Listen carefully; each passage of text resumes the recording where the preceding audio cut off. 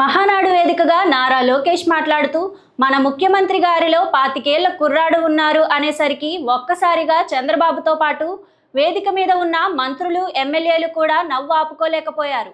Telugu Desam party అభివృద్ధిలో నారా చంద్రబాబు నాయుడు గారు ఎనలేని కృషి చేశారని, ఆయన చేసినటువంటి అభివృద్ధి పనుల గురించి మాట్లాడుతున్నారు. ఈ వీడియోలో ఒకసారి చూద్దాం. నన్ను పరిచయం చేయమంటే మొత్తం స్పీచ్ చేశాడు రామ్మోహన్ రెడ్డి గారు.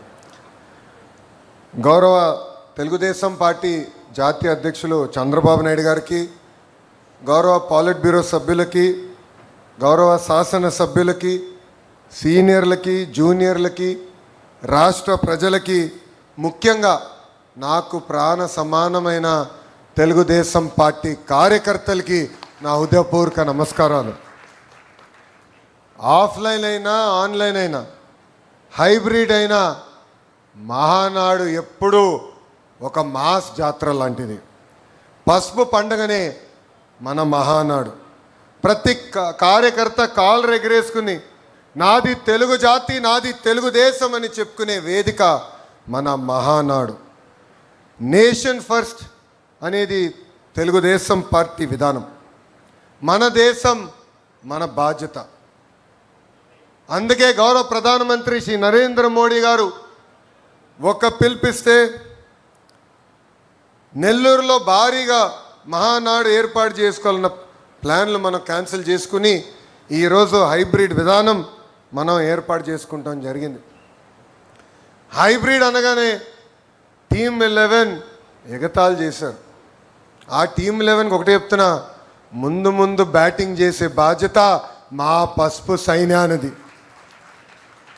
విశ్వవిఖ్యాత నడసార్వభౌమ స్వర్గశ్రీ నందమూరి తారక రామారావు గారు దేశానికే ఒక లెజెండ్. తెలుగువారి ఆత్మగౌరవం ఎన్టీఆర్, తెలుగువారి పౌరుషం మన ఎన్టీఆర్.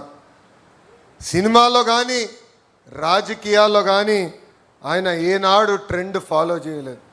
ఒక ట్రెండ్ సెటర్ మన ఎన్టీఆర్. ఆయన రికార్డు బద్దలు కొట్టం ఎవడి వల్ల సాధ్యం కాదు. దేశానికే సంక్షేమం పరిచయం చేసిన వ్యక్తి మన ఎన్టీఆర్.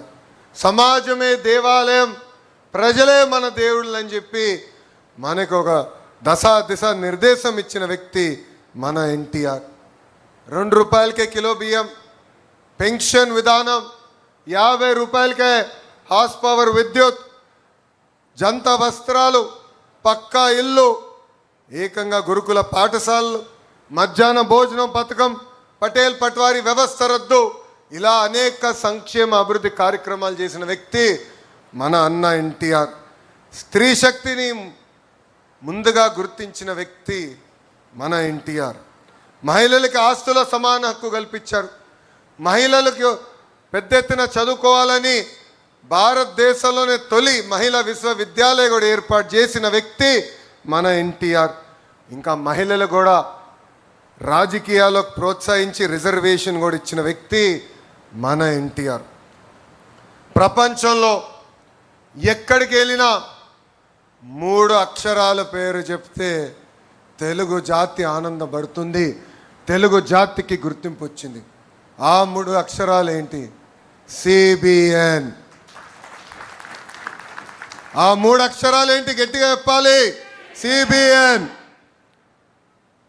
ఎందుకు చెప్తున్నానంటే చాలామంది కుర్రోలు ఇక్కడ కూర్చున్నాం, వేదికమైన అనేక మంది యంగ్స్టర్స్ ఉన్నారు. పొద్దున్న లేచి దగ్గర నుంచి ఆయనతో పోటీ పడాలన్న ఒక తాపత్రయం మనలో ఉంది. కానీ ఒక విషయం మర్చిపోతున్నాం, 25 సంవత్సరాల కుర్రోలు 3 ఉన్నారు ఆయన లోపల. ఇప్పటికీ ఆ స్పీడు మేము అందుకోలేకపోతున్నాం. ఇప్పటికీ ఆయన స్పీడు జెట్ స్పీడ్. గతంలో కియా తీసుకొస్తే ఇప్పుడు ఫైటర్ జెట్స్ తీసుకొచ్చిన వ్యక్తి. అప్పుడు ఐటీ అంటే ఇప్పుడు ఏఐ, అప్పుడు హైటెక్ సిటీ అంటే ఇప్పుడు క్వాంటమ్ వ్యాలీ, అప్పుడు సైబరాబాద్ అంటే ఇప్పుడు అమరావతి రూపశిల్పి మన నాయకుడు సిబిఎన్.